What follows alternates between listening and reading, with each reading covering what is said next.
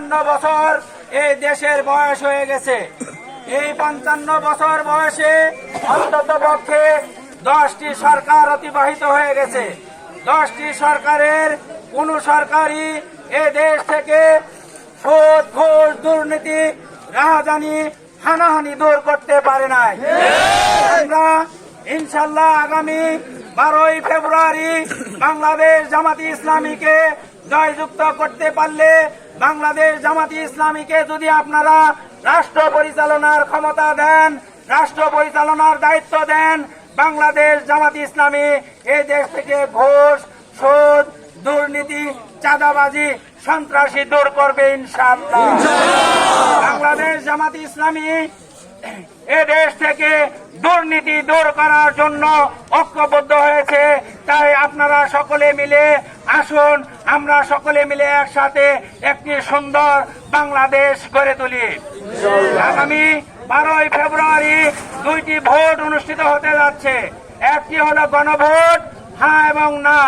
হ্যাঁ ভোটের প্রতীক হবে টিক চিহ্ন, টিক চিহ্নের মধ্যে সিল দিবেন।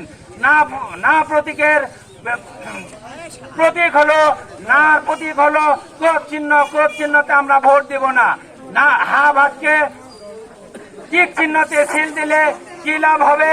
টিক চিহ্ন সিল দিলে একসাথে 2 টার্মের বেশি কোন সরকার দীর্ঘস্থায়ী হতে পারবে না। যুগ যুগ ধরে একটি সরকার চলতে থাক, এই দেশকে শোষণ করতে থাক, শাসন করতে থাক, এটা আমরা চাই না। তারপরে হ্যাঁ বাসকে ভোট দিলে আপনার যে সরকার ক্ষমতায় যাবে ইচ্ছা করলেই অন্য দলের বিপক্ষে আইন পাস করতে পারবে না।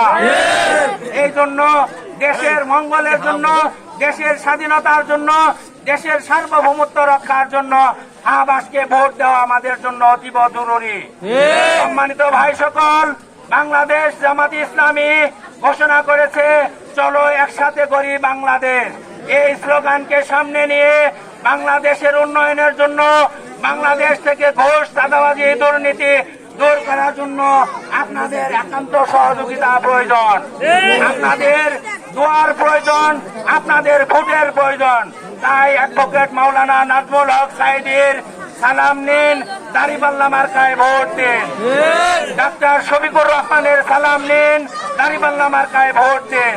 আমরা এই কাটাখালী ঢাউডাঙ্গা কলাকান্দাবাসীকে আমরা অনুরোধ করতে চাই, আগামী 12ই ফেব্রুয়ারি সারাদিন ধরে দাঁড়িপাল্লা মার্কায় ভোট দিয়ে এ দেশের কল্যাণের জন্য কাজ করবেন, এই আশাবাদ ব্যক্ত করে সকলের সুস্বাস্থ্য, দীর্ঘ আয়ু এবং সকলকে আপনাদের আত্মীয় স্বজন ভাই বন্ধু যারাই আছে সকলকে দাঁড়িপাল্লা মার্কায় ভোট দেওয়ার জন্য আহ্বান করি। আমি আমার কথা শেষ করছি।